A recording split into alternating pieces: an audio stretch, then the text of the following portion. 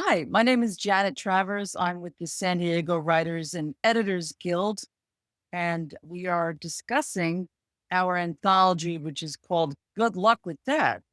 We are interviewing all of our authors today. We have Anne Randerson. She is in Brussels, Belgium, which we're pretty excited about because we're here in San Diego. Go Padres. Anne, how are you today? Good morning or good evening.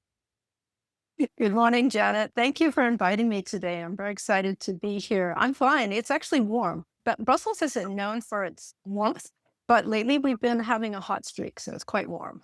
What degree is it now? I think it's 29 right now, which is in Celsius. So I'm not sure what that is in Fahrenheit, but it's warm. It's very bright and it's 8 o'clock. Yeah, it's 8 o'clock. It'll get dark around 10:30 tonight. You wrote a story called My Angel in Oakland. What prompted you to write that story for this anthology? It was a little bit based on personal experience, not completely. It was definitely fictionalized, but it happened when I was younger. So that's what prompted me. I was thinking about what can I write? What can I write? And I'd written a story about a year or two ago, and that was the story I based it on. I worked on it pretty hard, I think, to make it fit the theme of the anthology. And it's a story that I really love, but it has a little bit to do with what happened to me when I was in Oakland. Genres that you write for, kind of everything. I have it right here: contemporary LGBTQIA plus fiction, contemporary fiction, memoir, creative nonfiction. That's a lot. Do you have a favorite genre?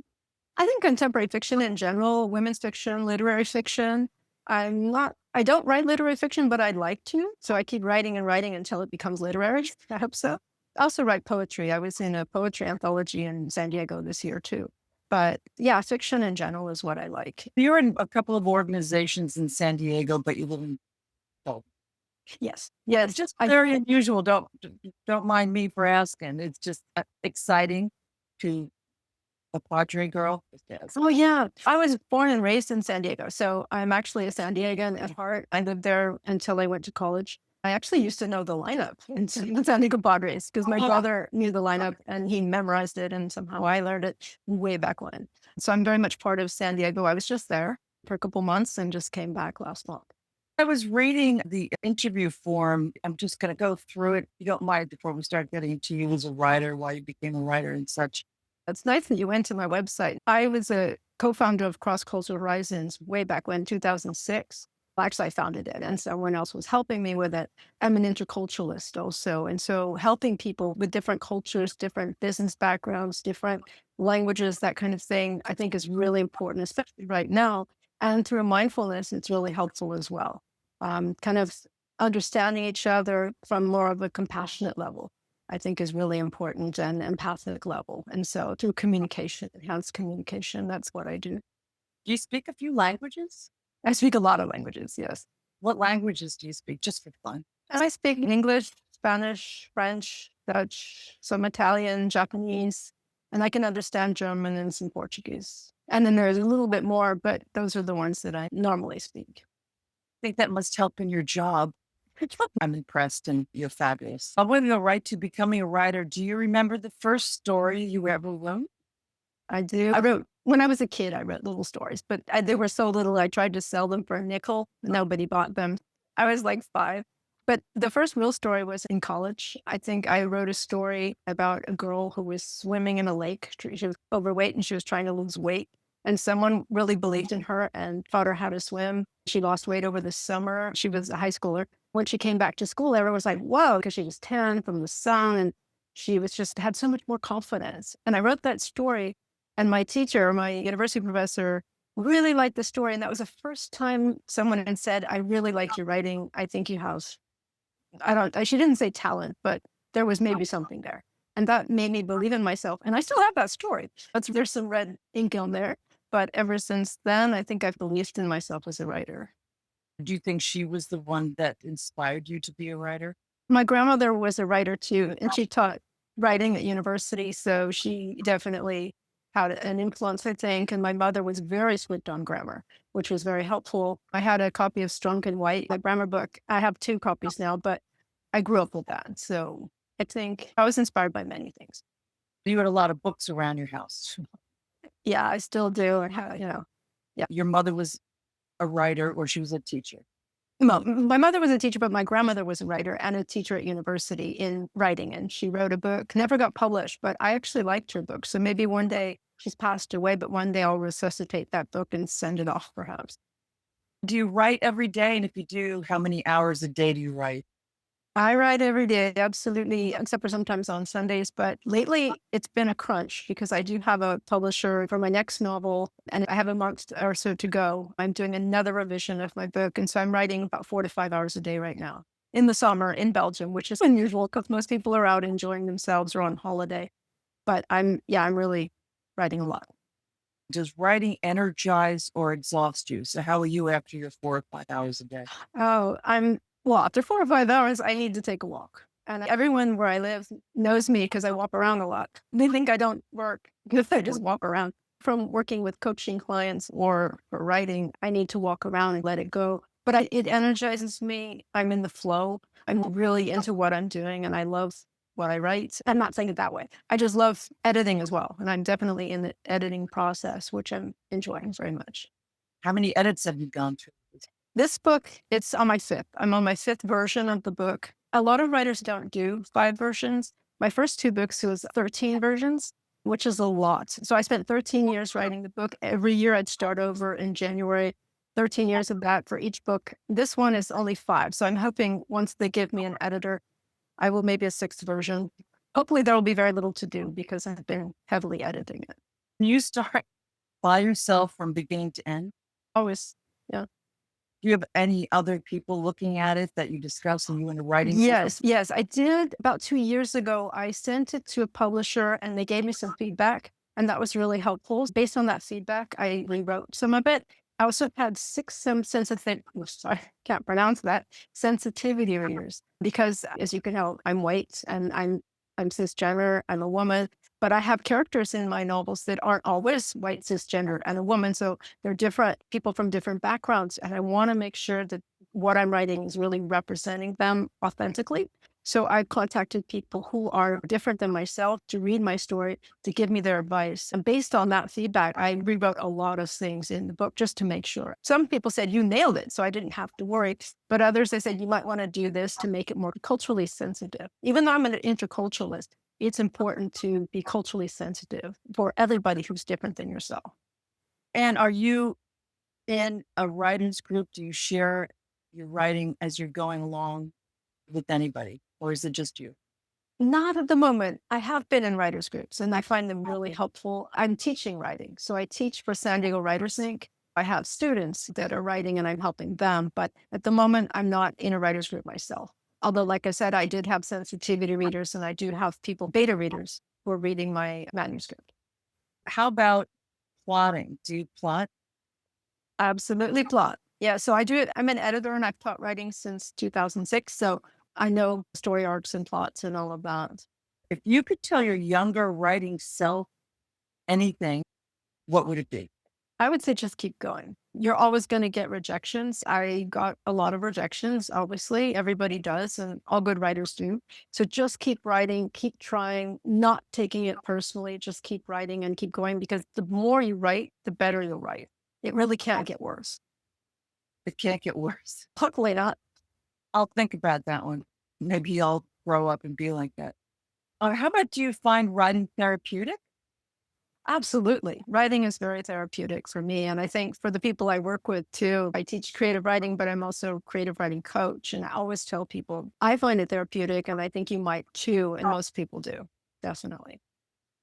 And of all these genres that you write in, which one do you write in most often? I do short stories, a lot of short stories that are in anthologies and a lot of memoir that's in anthologies. I tend to use a different name for the memoir, but LGBTQIA contemporary fiction is what I'm writing right now and what my first 2 books are about. How do you research a novel? I know you plot, but do you have to do a lot of research? I do research. I love doing the research too. I was a researcher for many years, so an academic researcher, so that comes natural to me. But I like to travel actually, and my books tend to be based in other places and with different languages in them, with characters from different places, and that's why I needed the sensitivity readers. I definitely like to go to places, taste the food. There's a lot of food because I'm a foodie. There's music, everything that that kind of lights up my senses, that's what I put in the book because I find it really interesting. I'm also very kinesthetic. I like to touch things. And so there's a lot of touch. There's always a sport in there, dance or biking or swimming or something like that. I do these things. I'm athletic. So that's what it's easy for me to do research because that's what I do. You mentioned sensitivity readers. Where do you find them? Some of them have been colleagues. I've taught at universities. So some of them have been colleagues of mine. Some of them are friends of mine from different cultures. Some of them, I went to a reading once in a library and I met somebody who was Black. And I'm not Black, but I have a Black character in my next novel. So I asked her because she was at the reading, would you be interested? And she really was. So she read the parts where that character was speaking and interacting. And she helped me a lot with that. There's a lesbian character in my latest book. And so someone else, I asked her, would you mind reading that? That's how I find them, just asking. That's really taking a chance to write something that you'd have to find out about. And of course, you would have to speak to somebody. I'm understanding what you're saying now that you answered that so well. The thing is, there are a lot of books out there where people are not doing that research. And it's a very sensitive issue for many people writing about different cultures, backgrounds, social economic classes, everything, and making big mistakes. So I really, as someone who's very sensitive in that area and who did that kind of research at university, I want to make sure that everybody feels comfortable when these books do come out and I don't look like a fool. Yeah. How long do you spend researching before beginning a book? Oh, I begin before I begin. And then this next book is about dance. And I'd written for 2 years and I'd pretty much finished most of the book and realized there was no dance in the book. That was interesting. So I decided I'd better take a dance class. So I did. And that was 4 years ago. Now I dance and obviously there's more dance in the book. How kind dance did you take? 5 rhythms. Five Got it. rhythms? Yeah. Five What is rhythms. And another course. I took another course as well. But so I've been dancing steadily 5 rhythms. Do you know it? no, I'm asking what it is. I don't know what five Oh, rhythms. it's really cool.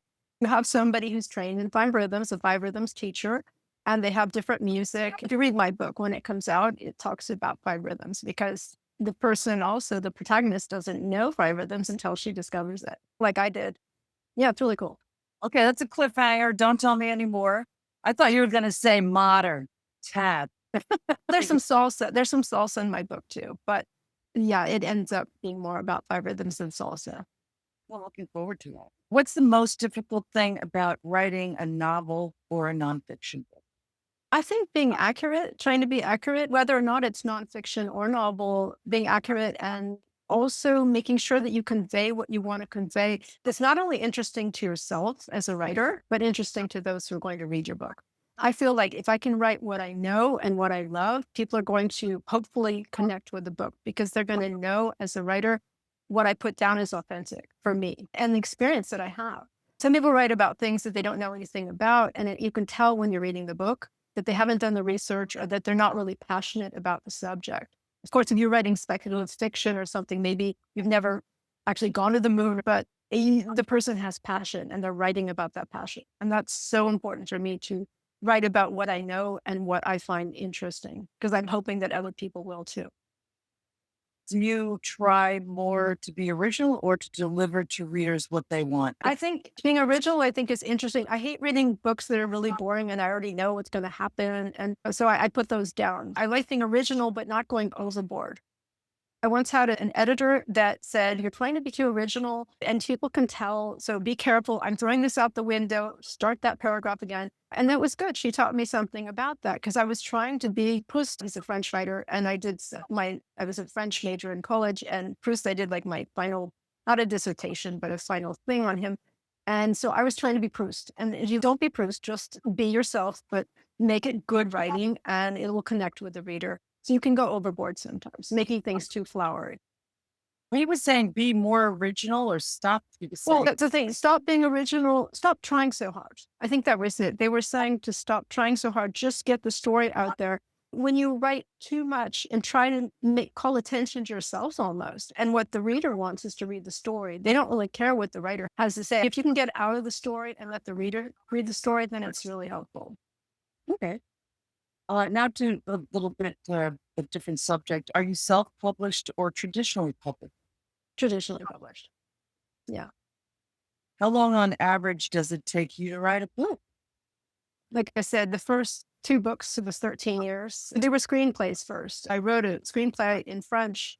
I was living here in Belgium and I wrote it in French. It was going to be a film, but I didn't have enough money to make the film. And so I just gave up. And somebody said, why don't you turn it into a book? And I thought, oh, really? Okay. Then that was a lot of work because usually it goes from book to screenplay, and here it is screenplay to book.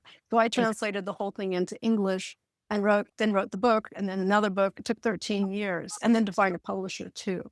This latest one's now 5 years, actually 7 years. I guess there were the 2 years without the dance, and now the 5 years with the dance. So 7 years. And most people write books maybe in 1 year or 2 years, but it takes me a while. I'm a bit of a perfectionist. I write and rewrite every sentence and every word. Maybe that's not the best way to write a book, but I find that it brings out exactly what I want to say. Very published. It's working. Yeah, I'm not making a lot of money, but a lot of writers don't.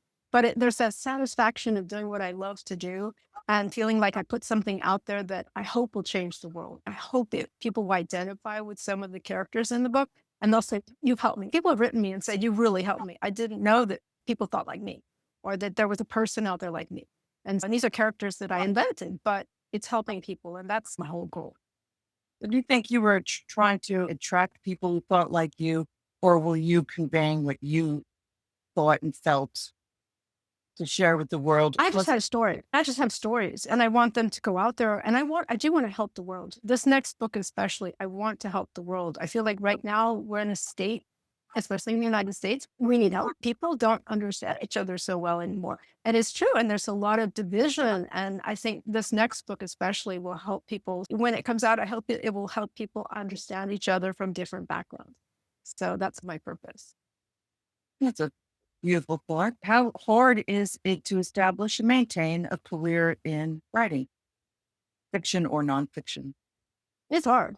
It's hard. It's work every day, every day. I write in my journal every morning. I have since I was 19, but getting out there, doing interviews like we're doing now, writing stories, submitting stories, getting rejections, still writing to get your name out there and just keep going and going. It's a lot of work. And so many people, when they get rejections, they just want to stop. And I know people who say, I got another rejection and they put those on the wall because they're proud because the more rejections you get, the closer you are to getting that goal of being published. I'm actually happy when I get rejections because I know I'm closer, but then it's always nice to get a yes. Yeah. What is the biggest challenge you've faced as a writer? Well, people talk about writer's block. I actually don't have it, luckily, because I don't ever get bored. I really don't. If I get bored with a story that I'm writing, I just start another story. Or I go back to a story from 10, 20 years ago. I have many stories that I wrote and poems that I've never published. So I just go and work on those and send them out. I think the challenge is sometimes when I'm traveling, like on vacation with my family, and I want to write, I'm thinking I should probably be working on my novel. So I think that's a challenge is being with people. I love people, but I feel like I love being at my desk writing, sometimes even more. There's a little bit of guilt when you're not writing, which isn't funny. It's a thing that it satisfies you and feeds your soul and blah, blah, blah. But if you're not doing it, you feel guilty. Right. I feel guilty when I'm actually not writing. I feel like I want to be here writing when I should probably be on vacation or doing something else. I think that's what I'm trying to say. I feel like this is my place. This is what I'm meant to do. And also coach writers because I love helping people with their books and their stories. So that's something when I'm not doing that, I'm like, oh, okay. So that's a challenge. Let's jump to that food part. Since I like to eat. You said you add food into your stories. So you consciously do that? Oh, I don't have to add them. The story is built around the food. One of my characters is Greek in my first two books. I was on Santorini on the island. I really wasn't, but I was writing the book. I was all about Greek food. We were in the Greek restaurant a lot, but it was all in my head. I'd been to Santorini. I'd eaten a lot of Greek food, but all I have to do is start writing about it and I'm salivating. And, one of my characters is Mexican. So there's quite a bit of Mexican food and some margaritas. And so I'm basically living with them and eating and drinking with them while I'm actually at my desk, not doing that. It's such a great idea to pull that in because now you have a setting. One thing leads to another. This course, that you're all chatting because we're together eating and conversation ensues. Yeah, I don't have to pull anything. It just comes out because I'm a foodie. If I go into a store or whatever, the first thing I see is food. I smell the food before anyone else. It just comes naturally to me. I think people who like my books are those who are also like me. who notice these things. What life experiences have shaped your writing most?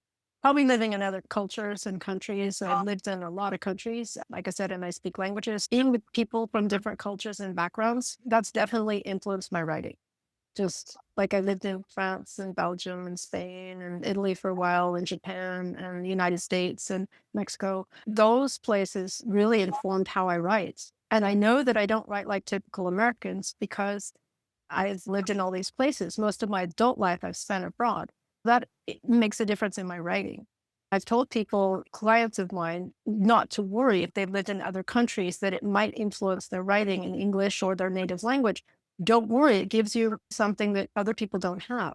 I learned that's actually a positive thing. Although some people might say, it doesn't sound 100% American, but that's who I am and that's how I write. My writing voice is like that.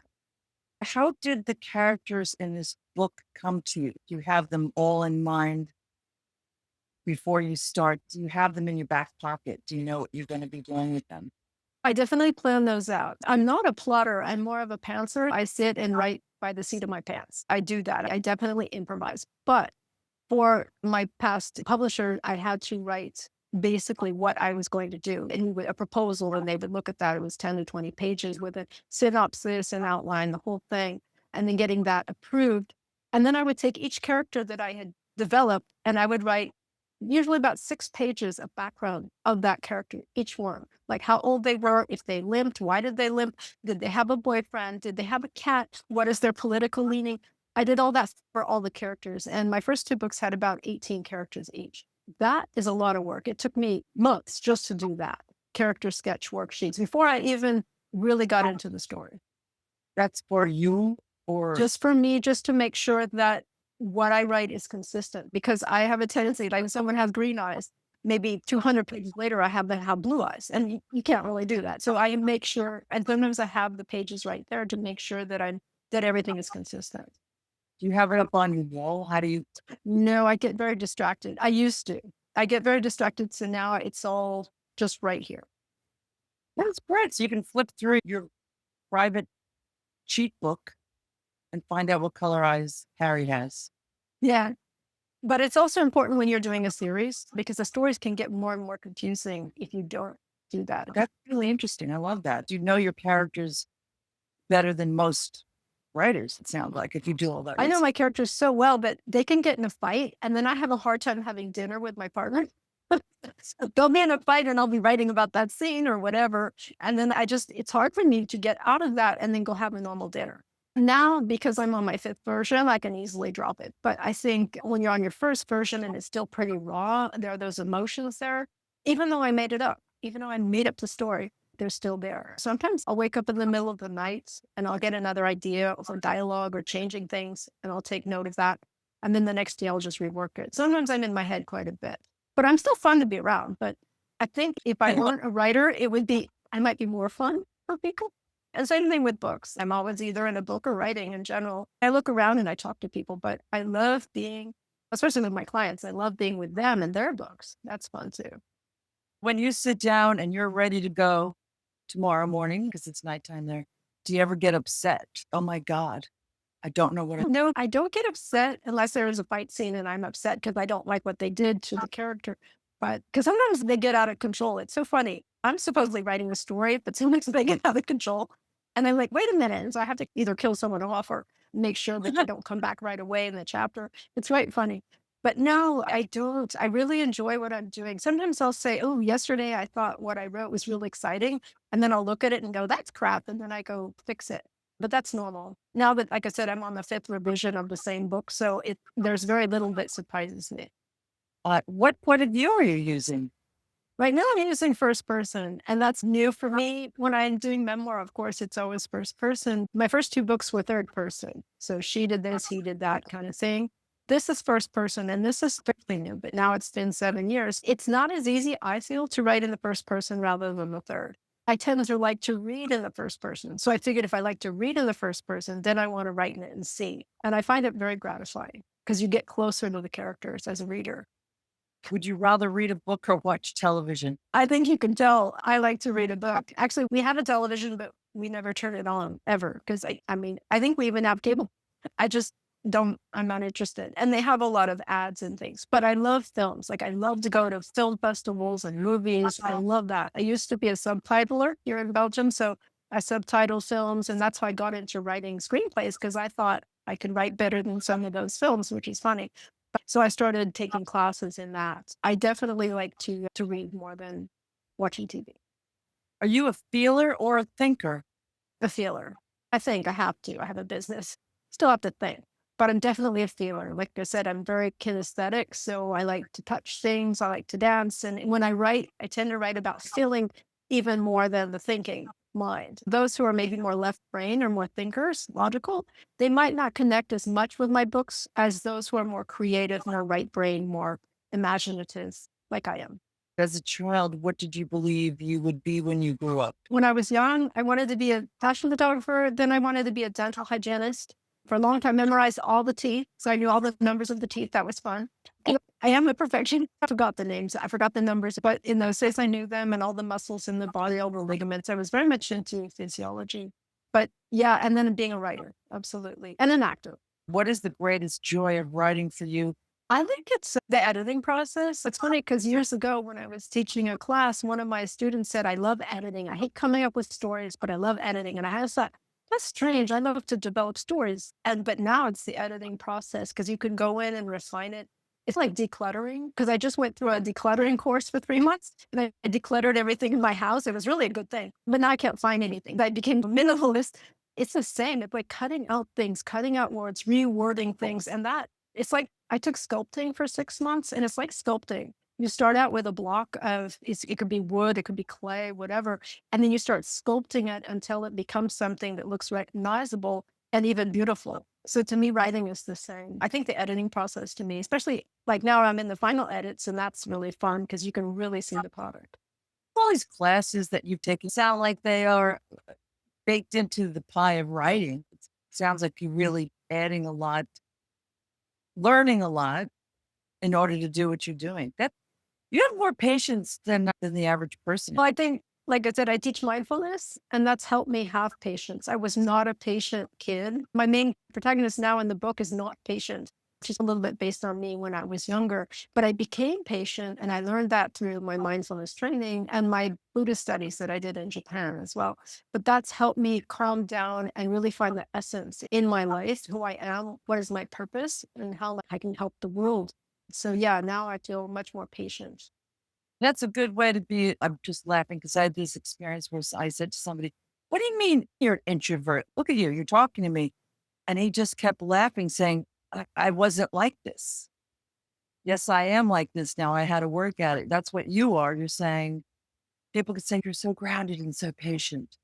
But you're saying it took a lot of work.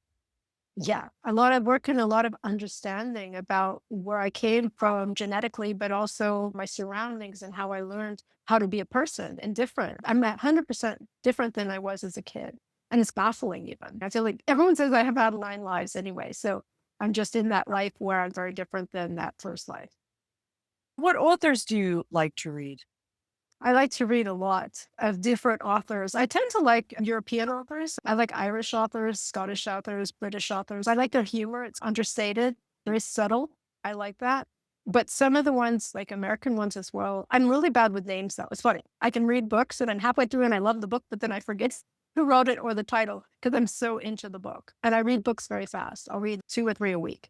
So let's see. I could look over there and see, but they're all over there. A lot. Like Mark Nepo. As for nonfiction, I've always loved Mark Nepo and his books. Julia Cameron and her books. Those have informed me a lot about writing. They're all there. Eckhart Tolle, of course, his books. Deepak Chopra, his books. Thich Nhat Hanh and his books. But these are all nonfiction. I tend to read a lot of nonfiction, but also fiction. Do you really retain the information when you read that many?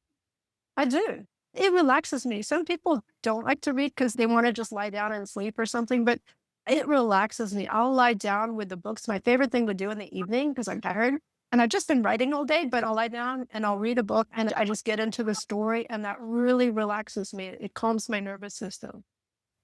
I think I drive my partner crazy because I'll say, no, a book I read 13 months ago. And then I'll quote a sentence out of that because I find it important in this dinner conversation. And she'll be like, really? Okay, let's get back to dinner. But these things pop into my mind and I figured I should share it with somebody. What first draws you into a book? Cover, blurb, the first sentence or paragraph? I always turn the book around. I look at the cover. Usually I look at the cover because I was a graphic designer. So I actually look at the cover and I go, oh, I like that or not. Like wine, I'm not quite sure either, but I look at the label and I go, oh, that's nice. But then I turn it over and I read the bio of the author, but I read especially the blurb at the back. And then I look at the first few pages and then I know if it's my style or not. So what's next? Where and when would you like to set another novel and why? This next one takes place in San Francisco. Hopefully, it comes out next year if all goes well. I've already started a sequel, so it looks like I might have a sequel to that novel as well. But they're going to go to other places. So I've already have 3 countries planned out where they're going to go, the main characters. If not, there's a nonfiction book that I've already plotted. I'm not a plotter, but for nonfiction, you have to be for a proposal. So I've got 12 chapters outlined. I haven't gone as far with that book because all of a sudden the publisher was interested in this book. So I thought, oh, I'm going to go back to this book, but I'll go probably do the nonfiction book soon. And the nonfiction, if you don't mind answering, what topic would you like to explore? What is the topic of the nonfiction? It's on spirituality, actually. It's on spirituality and it goes pretty deep. Yeah. You have so many projects going on, but I will ask because this is a question you were interested in. What did you learn about yourself while working on this project? We're going to have to pick a project because you have so many going on. Pick one. Maybe the one now that I'm working on, that I've been working on for the last 7 years. I think one, the dance was great, but I did pull some muscles in those classes. But I learned, I thought I was an extrovert, but then during COVID, I was writing more and realized I was very much an introvert. And I was so happy being in my office. I moved back to Belgium too. I was in San Diego, moved back to Belgium during COVID. And I realized I was an introvert, but the main character was an introvert. I was thinking maybe I'm just being like the main character and doing my research. But then I felt so comfortable doing that, I didn't want to go outside anymore. I learned a lot about that. Now I'm going outside more, especially since it's summer, but I still feel very much these introverted tendencies. Whereas before I was more of an extrovert because I was teaching at university. So I was out there a lot more than I am now. I learned a lot about being introvert, extrovert, and the difference between the two. Is there anything else you'd like to tell us? I have a few things that we haven't touched. You're a ghostwriter. Yeah, that too. I help people write their books and their stories, articles, these kinds of things. And sometimes people are saying, I don't really want to put my name out there, or I don't really know what I want to say. And sometimes I help them with that. And in the end, we realize that I'm ghostwriting for them. And that's okay as long as we have a contract for that. My name might not appear there. I can't tell people that I help them with their book or help them with writing on social media or whatever. I don't tell people what I'm doing, but I do that as well. Yeah, you can't, right? Yeah, sometimes you can, but I don't. Yeah. How about when you're a creative writing coach? Just curious, are you starting from beginning to end?